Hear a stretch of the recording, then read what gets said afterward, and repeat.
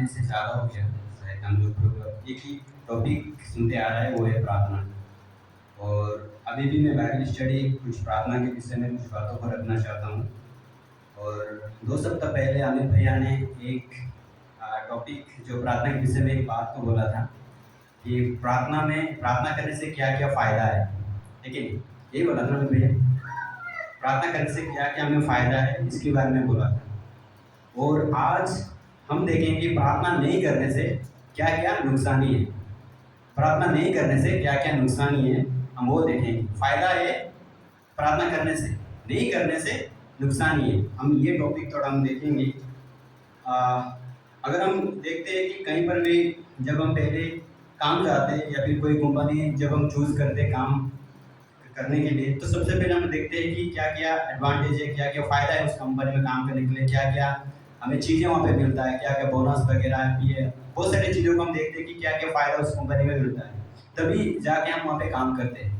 और हम ये भी देखते हैं कि क्या-क्या नुकसानी है वहाँ पे। वहाँ पे काम करने से क्या-क्या चीज़ हमें नहीं मिलता है, वो भी हम देखते हैं। तब जाके हम लोग काम करते हैं। ठीक वैसा ही प्रार्थना में भी जब हम करते हैं, बहुत सारे फ़ायदा की ओर हम बढ़ते हैं। और जब हम प्रार्थना नहीं करते, बहुत सारी नुकसानी की ओर हम बढ़ते हैं। हम देखते हैं कि किन-किन चीज़ों में हमें नुकसानी होगा जब हम प्रार्थना नहीं करते। आइए हम लोग एक वचन को पढ़ेंगे। भजन संहिता उसका 32 का 3 और 5 पद। अमित भैया थोड़ा पढ़ने में मदद कीजिए। भजन संहिता उसका 32 का 3 और 5 पद।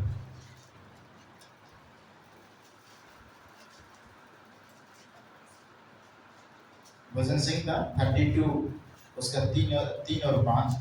जब मैं चुप रहा तब दिन भर कराहते कराहते मेरी हड्डियां पिघल गई। 5 पद। जब मैंने अपना पाप तुझ पर प्रकट किया और अपना अधर्म ना छिपाया और कहा मैं यहोवा के सामने अपने अपराध को मान लूंगा, तब तूने मेरे अधर्म और पापों को क्षमा कर दिया। धन्यवाद भैया। हम अगर देख पाते हैं कि 3 पद में इस प्रकार लिखा है, जब मैं चुप रहा, यानी कि जब मैं प्रार्थना नहीं किया। हम देखते हैं कि दाऊद जिसको परमेश्वर ने चुना था प्रजा को, परमेश्वर के अपने लोगों को चलाने के लिए, और जब ये जो चरवाहा, ये जो दाऊद था, इसके जीवन में बहुत बड़ा गलती इसके जीवन में होता है, बहुत सारी मतलब बहुत बड़ा एक अपराध इसके जीवन में होता है। उसके बाद में जब ये अपराध को, जो पाप इसने किया, ये कबूल नहीं किया, और कबूल मतलब उसने प्रभु के सामने नहीं किया और प्रार्थना नहीं किया, और उसके नतीजा हम देख पाते हैं कि यहाँ पे 3 पद में इस प्रकार कहता है, जब मैं चुप रहा दिन भर कराते कराते मेरी हड्डियां पिघल गई। यही होता है जब हम प्रार्थना नहीं करते हैं। हम स्पिरिचुअली, आत्मिक में, मानसिक में और शारीरिक में हम बहुत ही निराश हो जाते हैं। हम कंप्लीटली टूट जाते हैं, हम सूख जाते हैं, हम आगे की ओर बढ़ नहीं पाते। हमारे दिन प्रतिदिन के जीवन में क्या होता है, पूरे डेली जो रूटीन होता है, जैसे हमें प्रार्थना करना है, वचन पढ़ना है, ये सब कुछ चेंज हो जाता है। हम एक अलग ही दुनिया में चले जाते हैं जब हम प्रार्थना करते हैं। जब हम प्रार्थना नहीं करते, हमारे दिन की शुरुआत हो और शाम की जो संध्या की जो खत्म, ये सब कुछ अच्छा रीति से नहीं होता है। हमारे जीवन में सब कुछ सही रीति से नहीं चलता है, क्योंकि हम देख पाते हैं कि जब हम प्रार्थना नहीं करते, उसका असर हमारे रिश्ते में दिखाई देता है। परमेश्वर के साथ हमारे जो रिश्ता है उसमें इसका असर दिखाई देते हैं। और अगर परमेश्वर के साथ हमारा रिश्ता ही सही नहीं है, तो वो कहाँ पे दिखाई देगा? हमारे हमारी बातचीत में भी दिखाई देगा। हमारी बातचीत में बहुत बड़ा बदलाव देखने को मिलेगा। हमारी चाल चलन में, हम लोगों से कैसे बात करते, ये सारे जगहों में क्या दिखाई देता है?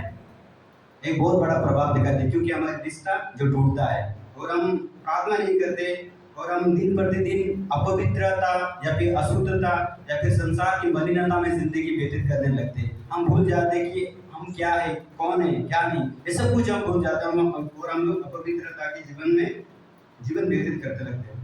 तो इसीलिए जब हम लोग प्रार्थना नहीं करते, सबसे पहला जो प्रभाव हमारे रिश्ते में पड़ता है, हम परमेश्वर की सन्मुख से, परमेश्वर के रिश्ते से हम टूट जाते हैं। आइए हम लोग दूसरी चीज़ों को देखेंगे कि प्रार्थना नहीं करने से हमें क्या होता है। और एक वचन को पढ़िए,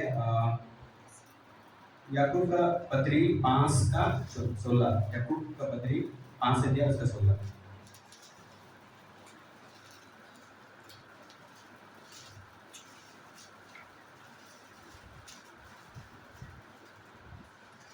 इसलिए तुम आपस में एक दूसरे के सामने अपने अपने पाप को मान लो और एक दूसरे के लिए प्रार्थना करो, जिससे चंगे हो जाओ। धर्मी जन की प्रार्थना के प्रभाव से बहुत कुछ हो सकता है। हाँ, हम लोग यहाँ पे पढ़ रहे थे कि 16 में इस प्रकार लिखा है कि एक दूसरे के लिए प्रार्थना करो।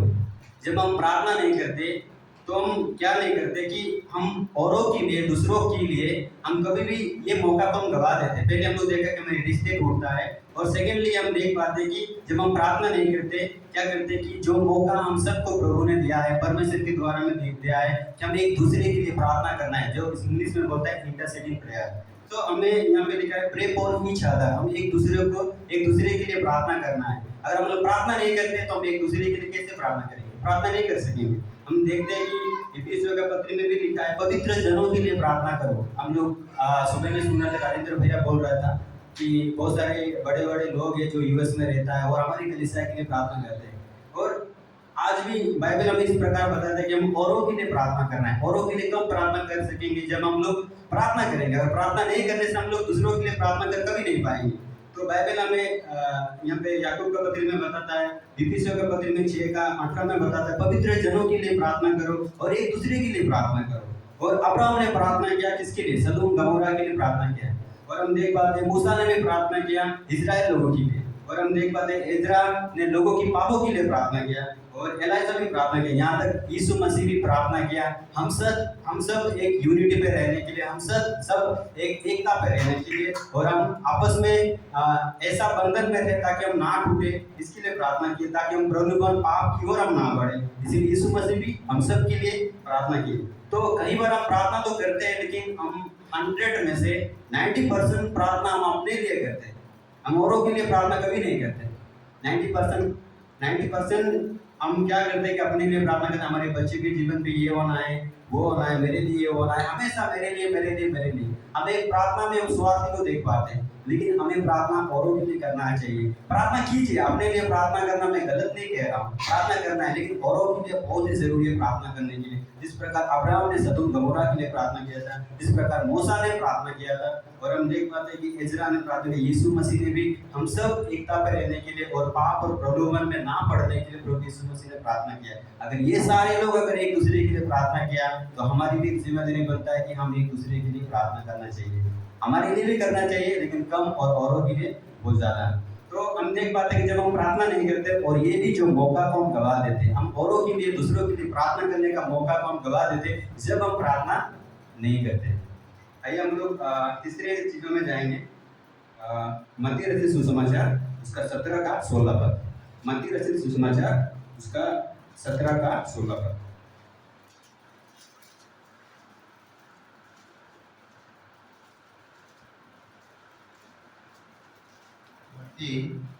17 का 16। मैं उसको तेरे चेले के पास लाया था, पर वे उसे अच्छा नहीं कर सके। हाँ, यहाँ पे हम एक बात को देखते हैं, मैं उसको तेरे चेलों के पास लाया था, पर वे उसे अच्छा कर नहीं पाए। यहाँ पे हम लोग देखने से दुष्टात्मा ग्रस्त बालक को चंगा करना, हम लोग ये बातों को देख पाते हैं कि किस प्रकार एक मनुष्य था और उसका एक बेटा था, और उसका बेटा का बीमारी के बारे में ऊपर में जिक्र किया गया। तो उसका क्या था कि मिर्गी का बीमारी था, और मिर्गी का बीमारी के कारण से वो बहुत दुख उठाता था। और हम लोग देखते थे कि बार बार वो आग में जाता था और पानी पे गिरता था, और वो लड़का बहुत ही दुखी हो जाता था। और ये उसका बेटे का जो कारनामा, उसका बेटे का जो दुख को देखते हुए सबसे पहले चेला लोग क्या किया, सबसे पहले ये इसका जो पिताजी, ये जो मनुष्य क्या किया, इसके बेटे की हालचाल, इसके बेटे का हर एक कंडीशन को किसके पास ला रहा है? चेले लोगों के पास ला रहा है। ठीक है, यहाँ पे लिखा है मैंने उसको तेरे चेलों के पास लाया था, पर वे उसे अच्छा नहीं कर पाए। सबसे पहले उसका बेटा का हर एक अवस्था को देखते हुए चेलों के पास लेके आते हैं ये मनुष्य। लेकिन यहाँ पे क्या होता है, प्रभु का चेले लोग इसको अच्छा कर नहीं पाते, इसको चंगा कर नहीं पाते। ये वही चेला है जिसको प्रभु ने क्या किया था, एक वरदान दिया था, मिनिस्ट्री में सेवकाई में भेजने से पहले उन्हें वरदान दिया था, शक्ति दिया था। हम वो भी पद को एक बार पढ़ेंगे। लूका रचित सुसमाचार में लिखा है, लूका रचित सुसमाचार उसका 9:1 में। ये वही चेले लोग था जिसको अधिकार के साथ प्रभु ने भेजा था। लूका 9:1। फिर उसने 12 को बुलाकर उन्हें सब दुष्ट आत्मा और बीमारियों को दूर करने की सामर्थ और अधिकार दिया। हाँ, यहाँ पर हम लोग देखते हैं कि दुष्ट आत्मा को दूर करने के लिए और बीमारी को चंगा करने के लिए सामर्थ्य, एक अधिकार देकर इन्हें भेजता है।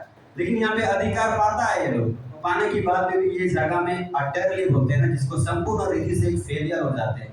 ये लोग भगा नहीं पाते। ये लोग प्रार्थना तो कर रहा है, प्रार्थना कर रहा है लेकिन क्या कर नहीं पा रहा है, ये दुष्ट आत्मा को और ये जो लड़का का बीमारी है इसको दूर कर नहीं पा रहा है, चंगा कर नहीं पा रहा है और आखिरकार ऐसे रह जाता है। उसके बाद में यहाँ पे यीशु मसीह को उसका पापा, उसका ये मनुष्य जो बताता है कि मेरा जो बेटा को आपके चेलों के पास लाए थे लेकिन वो लोग चंगा कर नहीं पाए। आखिरकार क्यों? हम लोग अगर देखते हैं नीचे पद में हम देखते हैं 21 पद में लिखा है, पर यो जाति बिना प्रार्थना उनको बस के नहीं निकलती है। ये लोग सब कुछ किया, प्रार्थना किया, सब कुछ किया, लेकिन हम लोग देख पाते हैं कि ये निकल नहीं पाया।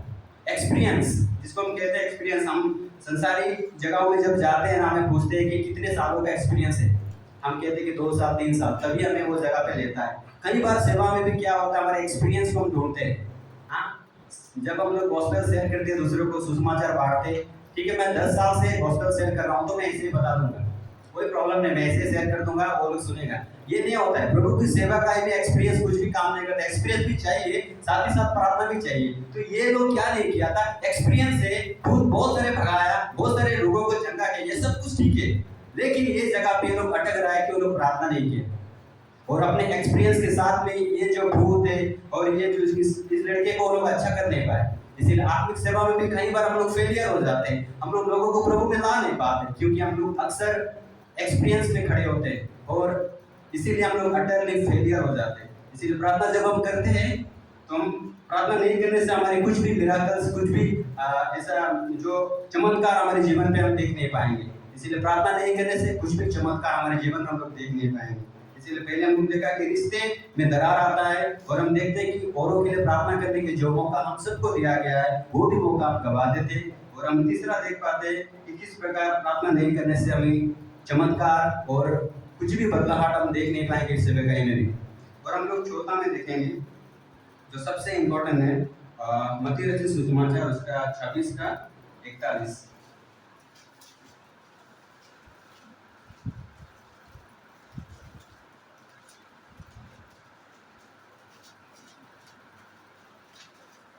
मत्ती 26:41। जानते रहो और प्रार्थना करते रहो कि तुम परीक्षा में ना पड़ो। आत्मा तो तैयार है परंतु शरीर दुर्बल है। हाँ, परंतु शरीर की दुर्बलता, यहाँ पे क्या 41 में से लिखा है कि जागते रहो और प्रार्थना करते रहो कि तुम परीक्षा में ना पड़ो। अगर हम प्रार्थना नहीं करने से, ये बहुत ही साधारण है, हम लोग क्या होते हैं कि पाप और प्रलोभन में हम लोग ऐसे ही चले जाएंगे। प्रार्थना वो चीज़ है जो हमें रुकता है जब भी पाप, और हम इस दुनिया में हम लोग जैसे कि अमित भैया 2 सप्ताह पहले भी बोला, हम लोग सुबह में जैसे उठते हम जहाँ भी देखते हर जगह में पाप है और पाप की कांटा जो हर जगह में है। अगर हम लोग प्रार्थना नहीं करेंगे, प्रभु यीशु मसीह इस प्रकार कहते जागते रहो और प्रार्थना करते रहो। अगर इस बुरी संसार में अगर हम स्थिर होकर खड़े रहना है तो प्रार्थना भी बहुत जरूरी है। अगर प्रार्थना नहीं करते तो पाप और प्रलोभन और इस संसार की गंदगी, संसार की मलिनता में हम क्या हो जाते हैं, बहक जाते हैं। इसीलिए पाप से अगर बचे रहना है, इस दुनिया की गंदगी से, इस दुनिया की बुराइयों से अगर हमें बचे रहना है तो हमें प्रार्थना करना बहुत जरूरी है। अगर प्रार्थना नहीं करते तो हम पाप और प्रलोभन ऑटोमेटिकली हमें क्या करते हैं, हमें बहका के ले जाते हैं। जिस प्रकार हवा आता है उस प्रकार हमारी इधर उधर लेके चला जाता है। जिस प्रकार रेत में जब घर बनाते हैं, जिधर से हवा आता है उधर से उसको तोड़ के चला जाता है, ठीक उसी प्रकार पाप प्रार्थना करने से हम पाप और गंदगी और बुराइयों से बचे रहेंगे। और हम लोग 4 पॉइंट में जाएंगे। 5वां पॉइंट में नीति वचन उसका 3 का 6 पद, नीति वचन उसका 3 का 6 पद।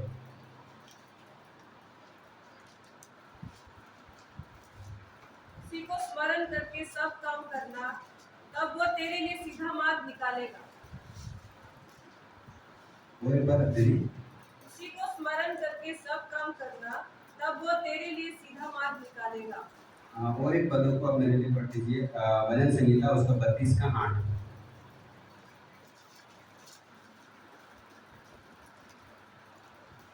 मैं तुझे बुद्धि दूंगा और जिस मार्ग में तुझे चलना होगा उसमें तेरी अगुवाई करूंगा। मैं तुझ पर कृपा दृष्टि रखूंगा और सम्मति दिया करूंगा। धन्यवाद। हम लोग यहाँ पे देखते उसी को स्मरण करके सब काम करना, मतलब उसी को, प्रभु यीशु मसीह को ही प्रार्थना करके सब कुछ करना है। अगर प्रभु यीशु मसीह को प्रार्थना हम लोग नहीं करते तो हमारे जीवन पे क्या होते हैं कि हम लोग कुछ भी ठीक नहीं होते। और सबसे पहले जब हम प्रार्थना नहीं करते हमारे जीवन में और एक असर होता है, और एक इम्पैक्ट या फिर और एक मतलब चीज़ होता है, वो है हम लोग गलत डिसीजन, गलत जो निर्णय, गलत जो फैसला हम लेने लगते हैं। जब भी हम लोग प्रार्थना नहीं करते हम लोग क्या होते हैं कि गलत निर्णय की ओर हम लोग चले जाते हैं। हम लोग सही निर्णय ले नहीं पाते क्योंकि हम लोग प्रार्थना नहीं करते। अगर प्रार्थना नहीं करने से हम लोग गलत निर्णय, रॉन्ग डिसीजन जो हम लेने लगते हैं। और हम देख पाते हैं कि किस प्रकार आदम और ईव ने एक गलत निर्णय की वजह से क्या हुआ, उस भट्टिका से बाहर होना पड़ा। उतना ही नहीं, हम देख पाते हैं कि दाऊद ने भी जब पाप किया और उसका जो परमेश्वर का जो क्रोध था, परमेश्वर का जो श्राप था, उसकी घर की परिवार की, उसके मतलब उसकी फैमिली के ऊपर बने रहे। और हम देख पाते हैं कि लूत के बारे में पढ़ते, जिस प्रकार उसने उस सदोम गमोरा को चुना था और उसके कारण से क्या हुआ, उसकी और उसके लिए और उसके परिवार के लिए एक बहुत बड़ा मतलब हम देख पाते हैं कि किस प्रकार घटना उनके जीवन में हुए। एक रॉन्ग डिसीजन हमारी लाइफ में बहुत बड़ा इम्पैक्ट, बहुत बड़ा चेंजेस ला सकता है। और हम तभी रॉन्ग डिसीजन नहीं लेंगे जब हम लोग प्रार्थना करेंगे। और अगर प्रार्थना हम लोग नहीं करते तो हम लोग रॉन्ग डिसीजन हम लेना ये तय है। इसीलिए प्रार्थना जब हम करते हैं हम गलत डिसीजन हम नहीं लेते।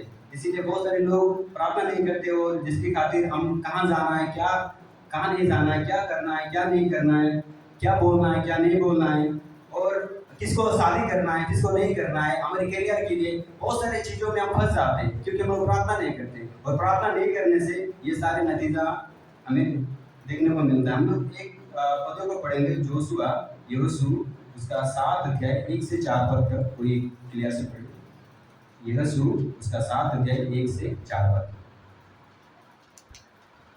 हम लोग देखेंगे कि यहोशू किस प्रकार एक गलत डिसीजन लेता है, जो गलत निर्णय लेता है, उसके बारे में थोड़ा देखेंगे।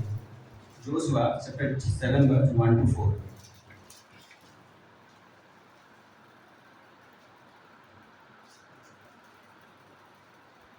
जोशुआ 7 1 से 4।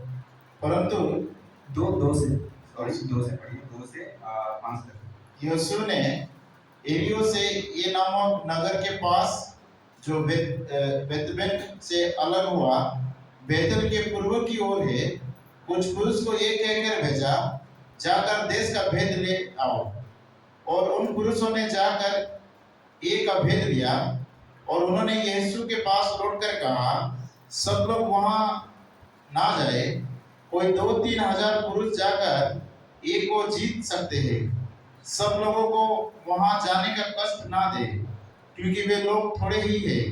इसीलिए कोई 30,000 पुरुष वहां गए, परंतु एक के रहने वाले के सामने से भाग आए।